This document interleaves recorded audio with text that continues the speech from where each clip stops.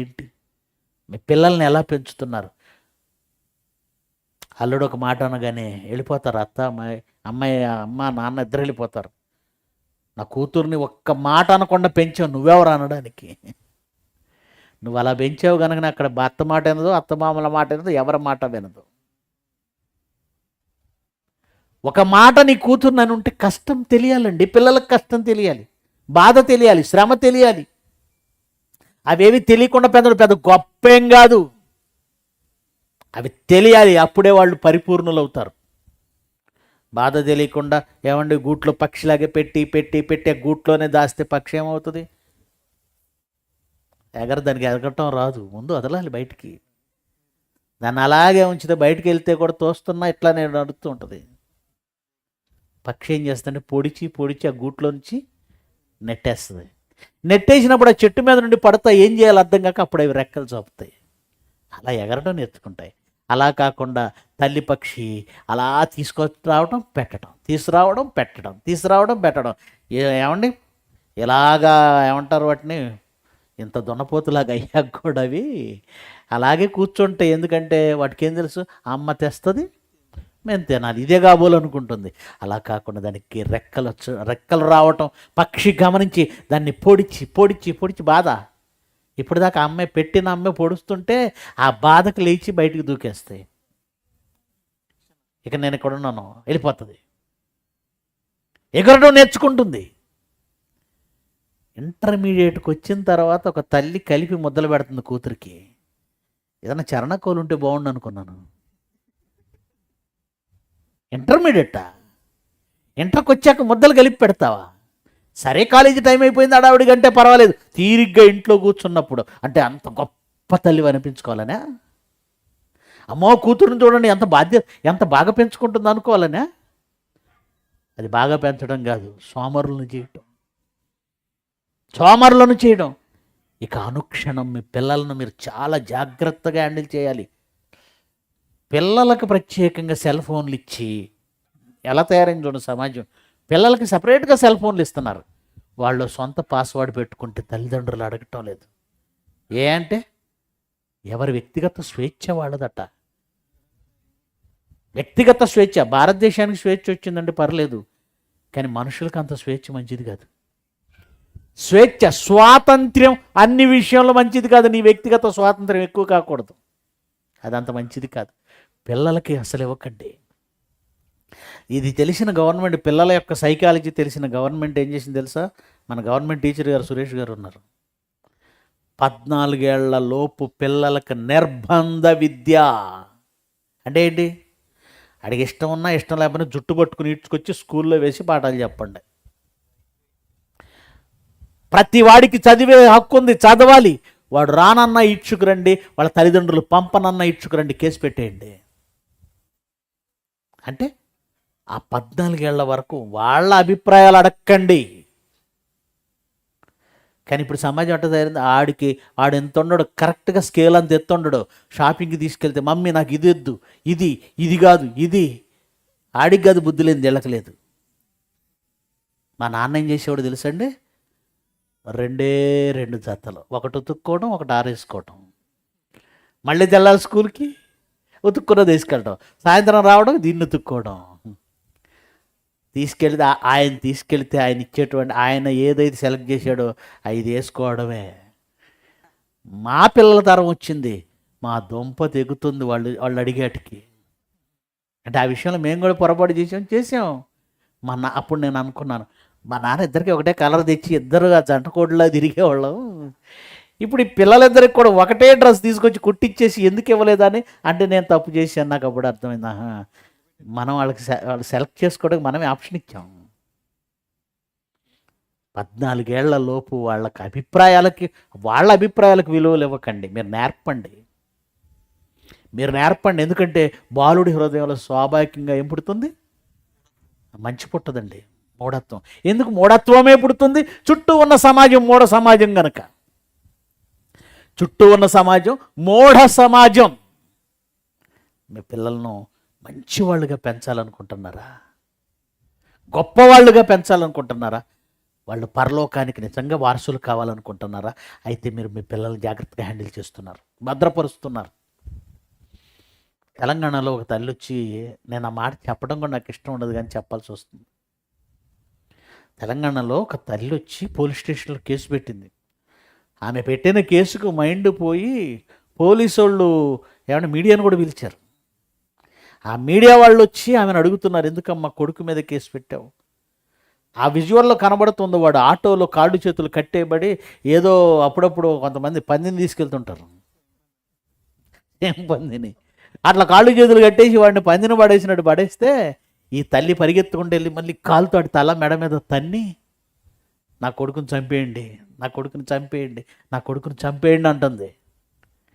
సొంత తల్లి సొంత కొడుకుని చంపేయమని ఎందుకు అంటుందంటే, అయ్యా ఏం చెప్పను, వాడు నాతోనే పండుకోవాలనుకుంటున్నాడు. అసలు ఆ మాట నేను చెప్పడానికి కూడా నాకు ఇబ్బందిగా ఉంది. పాల్వంచి అంటది, నిజంగా ఎగిరి కాలుతో తంతుంది, ఈయన చంపేయండి, ఈడు బ్రతకూడదు. దేవుణ్ణి అడిగితే ఏమంటాడు తెలుసా? ముందు ఆడిని కాదు నిన్ను దన్నాలంటాడు. ఏమండి, పిల్లలు పెద్దోళ్ళు అయిన తర్వాత అడ్డాలనాడే పిల్లలు గడ్డాలనాడు పిల్లలు కాదని సింపుల్గా వాళ్ళ మీద తోసేసి తప్పించుకుంటున్న తల్లిదండ్రులారా, వాడు అలా తయారవడానికి కారణం నువ్వే. దేవుడు సంవత్సర కాలం నీ గుండెల మీదే పెట్టాడు, వాడికి నడిచే ఛాన్స్ కూడా ఇవ్వలేదు. ఒక కోడిపిల్ల ఏమండి అలా గుడ్డు పగలు కొట్టుకుని బయటకు రాగానే కిస్ కిస్ కిస్ అంటూ నడిచి వెళ్ళిపోతుంది. ఒక లేగ దూడ అది పుట్టగానే తల్లి గర్భం నుంచి భూమి మీద పడగానే 5 నిమిషాల్లోపే లేచి గెంతులేస్తుంది. ఏ జీవరాశి అయినా పుట్టగానే నడుస్తుంది, కానీ ఒక్క మనిషి మాత్రం పుట్టగానే లేచి నడవడు. ఇదేంటి, మనిషి అన్నింటికంటే శ్రేష్ఠుడు అన్నాడు దేవుడు. శ్రేష్ఠుడైన మనిషిని ఇదేంటి సంవత్సరం పాటు వరకు అలా మంచానికి పరిమితం చేశాడు, లేదా తల్లి గుండెల మీద పరిమితం చేశాడు? ఎందుకో తెలుసా? ఆ తల్లికి ఆ బిడ్డకు బంధం ఏర్పడాలి. తల్లి గుండె చప్పుడు ఎప్పుడు తను వింటూ ధైర్యంగా ఉండాలి. ఆ క్షణంలో ఎప్పుడు తల్లి ముఖం చూస్తూ ఉంటాడు. వాడు ఆకలైనప్పుడు తల్లి తన ఆకలి తీరుస్తున్నప్పుడు, ఆ రుచికరమైన పాలు తాగుతున్నప్పుడు వాడికి ఆనందాన్ని ఇస్తున్న తల్లి ముఖాన్ని చూస్తాడు. ఆ తల్లిని ప్రేమిస్తాడు. సర్వస్వం తల్లే. అప్పుడప్పుడు వచ్చి ముద్దు చేస్తున్న తండ్రిని చూస్తాడు. సర్వస్వం తండ్రే. బయట వాళ్ళ దగ్గరికి వెళ్ళరాడు. అంత బంధం నీకు ఏర్పడాలంటే వాడు పుట్టగానే నడిచే గుణం ఇచ్చాడు అనుకోండి, సంవత్సరం తర్వాత నడవడం వచ్చాకే ఆడు ఇంట్లో ఉండట్ల, పక్కింట్లో ఉంటున్నాడు. సంవత్సరం తర్వాత నడవడం వస్తేనే వాడు నీకు దొరకట్లా పరిగెత్తుతున్నాడు. అలా కాకుండా పుట్టగానే నడవటం ఇచ్చాడు అనుకోండి దేవుడు, ఆడు తాడేపల్లి కూడా దాటి వెళ్తాడు, ఉండడు. ఇంకెప్పుడు నీకు వాడికి బంధం ఏర్పడుతుంది? వాడు నీ మాట వినేలా చేయాలంటే వాడు అటు ఇటు కదలకుండా నిన్ను ప్రేమించేలా చేయాలనుకున్నాడు. ఆయన ప్రణాళిక అది, ఆయన ప్లాన్లు ఉంటాయి. శాస్త్రవేత్తలాంటి బుర్ర తక్కువడు కాదు. 100 ప్రయత్నాలు ఫెయిల్ అయిన తర్వాత 101ది సక్సెస్ అవుతుంది అంటారు. ఆయన అలాంటి బుర్ర తక్కువడు కాదు, ఆయనకు సమస్తం తెలుసు. అందుకే మనుషులను ఎలా నిర్ణయించాడంటే సంవత్సరం వరకు మీరు నడవకూడదు. తల్లి ఎందుకు ఇంత బంధం పెట్టాడో తెలుసా? ఎందుకు ఎంత అటాచ్మెంట్ ఎందుకు పెట్టాడో తెలుసా? ద్వితీయోపదేశకాండం 6వ అధ్యాయము 6వ వచనం చూడండి. ద్వితీయోపదేశకాండము 6వ అధ్యాయము 6వ వచనం, 4 నుంచి కూడా చదవండి పర్వాలేదు. ఇశ్రాయేలు విను, మన దేవుడైన యెహోవా, అద్వితీయుడగు యెహోవా. తల్లిదండ్రులు చెబుతున్నాడు, మీ పూర్ణ హృదయంతో, మీ పూర్ణాత్మతో, మీ పూర్ణ వివేకంతో మీ దేవుడైన యెహోవాను ప్రేమించాలి. తల్లిదండ్రులారా, నేడు నేను మీకు ఆజ్ఞాపించు. ఈ మాటలు ఉన్నాయి, మీ హృదయాలలో ఉండాలి. తల్లిదండ్రుల బాధ్యత.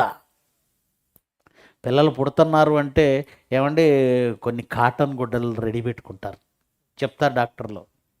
మంచి శుభ్రమైనటువంటి పొత్తి గుడ్డలు సిద్ధపరచుకోండి అమ్మా, రెడీ చేస్తారు. తర్వాత కావలసిన మందులు సిద్ధపరచుకుంటారు, కావలసినటువంటి డబ్బు సిద్ధపరచుకుంటారు. బిడ్డ భూమి మీదకి రావడానికి జరిగే ప్రసవానికి సిద్ధపడుతున్నారు. కానీ దేవుడు నీ బిడ్డ పుట్టగానే వాడిని నువ్వు ఎలా మలచాలో దానికి నువ్వే ముందు సిద్ధపడి ఉండు అన్నాడు. ఎలా సిద్ధపడాలి ప్రభువా? వాడి అకౌంట్లో బ్యాంకులో డబ్బులు వేసా? నో. నీ హృదయంలో వాక్యాన్ని నింపుకో. నువ్వు ముందు బాగా నేర్చుకో. టీచర్ ఏం చేస్తాడు తెలుసా? నేను కూడా టీచర్, నేనండి బిఎడ్ టీచర్. పిల్లలకు పాఠం చెప్పాలంటే ముందు మాస్టర్ పాఠం బాగా నేర్చుకుంటాడు. కాదులే టెక్స్ట్ బుక్ చూసి చెప్పడమే కదా అంటే అక్కడ అంతా కంగారు పిల్లలకు కూడా అర్థమైపోద్ది. పంతులు గారు మీరు ఏం ప్రిపేర్ అయ్యి రాలేదు, వాళ్ళకి మనల్ని కామెంట్ చేస్తారు. మాస్టర్ని మించిన స్టూడెంట్స్ ఉంటారు తెలుసా మేధాస్తులు. అందుకే టీచర్ చాలా జాగ్రత్తగా, ఒక తప్పు కూడా దొరలకూడదంటే ఆ పిల్లలకు చెప్పడానికి ముందు తన మైండ్లో పెట్టుకుంటాడు. నీ పిల్లలను జాగ్రత్తగా పెంచాలంటే ముందు నీ హృదయంలో ఏముండాలి? వాక్యం ఉండాలి. ఆయన ఆజ్ఞాపించిన ఆజ్ఞలు, మాటలు ఉండాలి. అలా మన హృదయంలో ఉండాలి. హృదయంలో ఉంటేనే, నోట్లో ఉండడం కదా. చాలామందికి నోట్లో ఉంటాయి. నోటిలో ఉండడం వేరు, హృదయంలో ఉండడం వేరండి. నోట్లో ఉంటే ఇక్కడి నుంచి బయటకు వస్తుంటాయి. హృదయంలో ఉంటే అవి ప్రవర్తన ద్వారా బయటకు వస్తాయి. బిహేవియర్ ద్వారా బయటకు వస్తాయి. మనలో వాక్యం ఉంటే మన బిహేవియర్ ద్వారా పిల్లలకు కనబడుతుంది, మన మాట ద్వారా పిల్లలకు వినబడుతుంది. అందుకే తల్లిదండ్రులారా, మీ పిల్లల్ని జాగ్రత్తగా చూసుకోవాలంటే మీరు చేయవలసిన మరో పని, మీరు దేవుని వాక్యాన్ని మీ హృదయంలో నింపుకోండి. తర్వాత నీ కుమారులకు వాటిని అభ్యసింపజేయి. వాడు ఇంకా స్కూల్కి వెళ్ళలేదు, చేతికి సెల్ ఫోన్ ఇచ్చేస్తుంది తల్లి. ఎంత గొప్ప తల్లి అంటే, ఒకప్పుడు తల్లులు పిల్లలు ఏడిస్తే 4 ఏళ్ల వరకు 5 ఏళ్ల వరకు ఎత్తుకొని తిరిగేవాళ్ళండి. ఇప్పుడు గట్టిగా సంవత్సరం ఎత్తుకోలేకపోతుంది తల్లి. వాడు సంవత్సరం దాటిందంటే వాడు కొంచెం ఏడ్చాడంటే వాడు ముఖాన్ని సెలగొట్టేయటం, ఏమేదో చేసుకోవడం, నీ సావు నువ్వు చావు అంటే బిడ్డను ఊరక పెట్టలేవా? బిడ్డను ఆడించలేవా? ఆ బిడ్డను ఎత్తుకోలేవా? లేదు, కుక్కనైనా ఎత్తుకొని రోడ్డు అంతా తిరుగుతా, పిల్లాడిని మాత్రం అడబడేస్తా. నీ పిల్లలకు వాటిని అభ్యసింపచేయాలి, నేర్పాలి. అభ్యసింపచేయ అంటే నేర్పు. ఎట్లా నేర్పాలి? వాడిని ఎలా నేర్పాలి? వాడికి ఒక తరగతి పాఠశాల పెట్టి అందులో బ్లాక్ బోర్డు పెట్టి నువ్వు రాసుకొని నేను చెప్తా అంటే అట్లా కాదు, అట్లా ఎక్కేది కాదు. టీచింగ్ టెక్నిక్ ఎలా ఉండాలో చెప్పాడు. ఒక విద్యను నేర్పే విధానం ఏంటో తెలుసా? వాడి బ్రతుకులో అంతర్లీనంగా, వాడి దినచర్యలో అది భాగం కావాలి, వాడి యాక్టివిటీస్లో భాగం కావాలి. పెస్టాలజీ చెప్పని విద్యా విధానం అండి ఇది. దేవుడు చెప్తున్నాడు, నీవు ఇంట కూర్చున్నప్పుడు, ప్రశాంతంగా పిల్లలందరూ కూర్చున్నప్పుడు మీరు ఆనందంగా ప్రేమగా మాట్లాడే మాటలు వాళ్ళ గుండెల్లో ఉండిపోతాయి. నేను ఇప్పుడు పాఠం చెప్తాను కూర్చోండి, కర్ర కూడా పట్టుకొని బోర్డు పట్టుకొని కూర్చున్నావు అనుకో, అడేమి నేర్చుకోడు.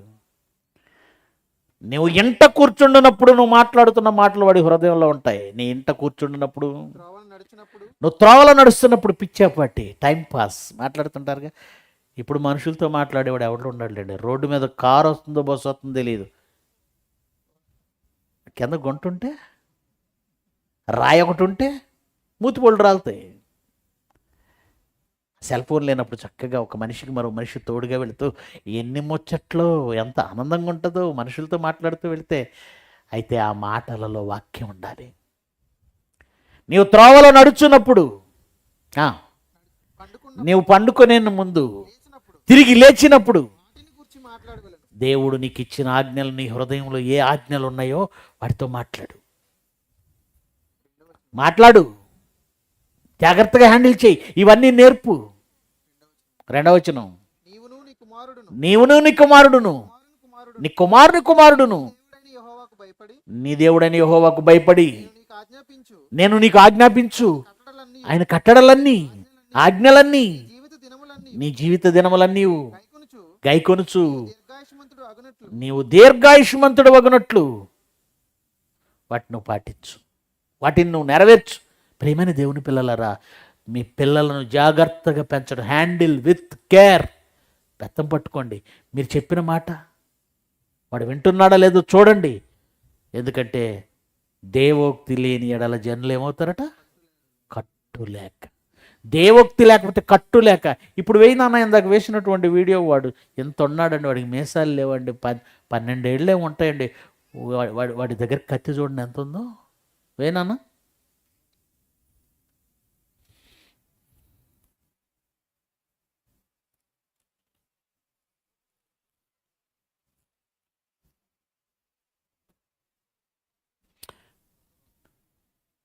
ఎంత వయసు ఉంటుంది చెప్పండి అడిగి.